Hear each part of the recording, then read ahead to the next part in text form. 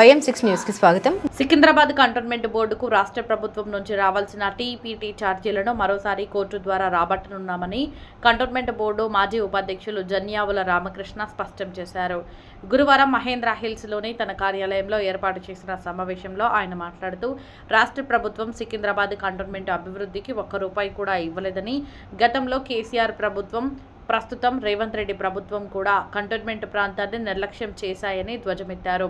గతంలో కోర్టు ద్వారా దాదాపు 100 కోట్లు వసూలు చేయగలిగామని, ఇప్పుడు కూడా టీపీటీ ఛార్జీల వసూళ్ల కోసం కోర్టులో కంటెంప్ట్ పిటిషన్ దాఖలు చేయగా ఈ విషయంపై కోర్టు సీరియస్ ఆర్డర్ జారీ చేసిందని తెలిపారు. రాష్ట్ర ప్రభుత్వం ఆర్థిక కార్యదర్శి సందీప్ కుమార్ సుల్తానియాను కోర్టుకు హాజరు కావాలని, అలాగే ఈ కేసుకు సంబంధించిన తదుపరి వాయిదాలకు కూడా స్వయంగా హాజరు కావాలని కోర్టు ఆదేశాలు జారీ చేయడం కీలక పరిణామమని రామకృష్ణ పేర్కొన్నారు. ఈ కేసు అనంతరం కంటోన్మెంట్ బోర్డుకు సుమారు 65 నుంచి 75 కోట్లు రావచ్చని తన నమ్మకాన్ని వ్యక్తం చేశారు. అలాగే గతంలో కేంద్ర మంత్రి కిషన్ రెడ్డి గారి చొరవతో 300 కోట్ల నిధులు కంటోన్మెంట్ బోర్డుకు రావడం గుర్తు చేశారు. కంటోన్మెంట్ ప్రాంత అభివృద్ధి కోసం తాను నిరంతరం కృషి చేస్తూనే ఉంటానని జన్యావుల రామకృష్ణ తెలిపారు. ఈరోజు సికింద్రాబాద్ కంటోన్మెంట్ బోర్డు అనే ఒక వ్యవస్థ నాతో సహా అనేక మంది లీడర్లకు గుర్తింపు తెచ్చింది.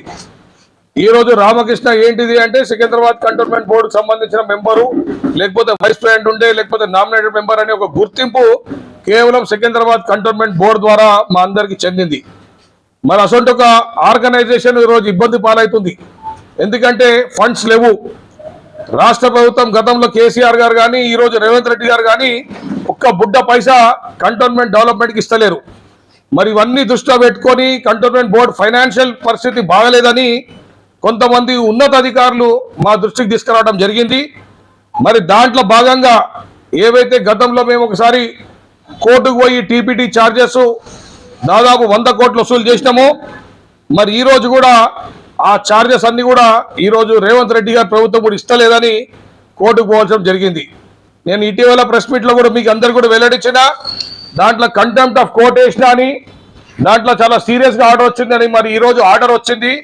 రేపు 10వ తారీఖు రాష్ట్ర ప్రభుత్వం సంబంధించిన ఫైనాన్స్ సెక్రటరీ సందీప్ కుమార్ సుల్తానియా గారిని కోర్టుకు హాజరు కామని ఉత్తర్వులు జారీ అయినాయి.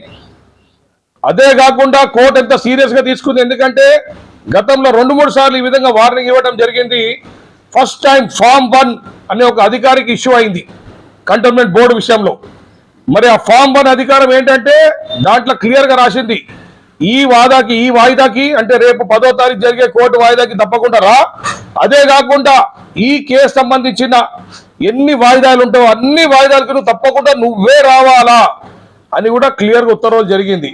మరి నాకు పూర్తి నమ్మకం ఈ కంటెంప్ట్ ఆఫ్ కేసు తర్వాత దాదాపు కంటోన్మెంట్ బోర్డుకి 65 కోట్ల నుంచి 75 కోట్ల దాకా వెంటనే రిలీజ్ అవుతాయని నాకు పూర్తి నమ్మకం.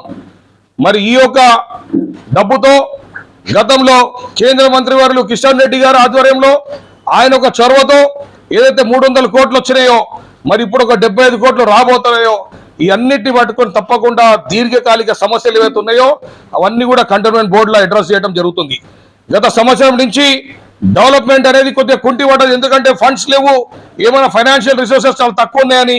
మరి తప్పకుండా ఈ యొక్క ఫండ్స్తోని, ఈ యొక్క నిధులతోని కంటోన్మెంట్ ప్రాంత ప్రజలందరికీ కూడా ఏవైతే డెవలప్మెంట్ ఆగిందో అవన్నీ కూడా చేపడతాం జరుగుతాయని మీ అందరు కూడా హామీ ఇవ్వడం జరుగుతుంది.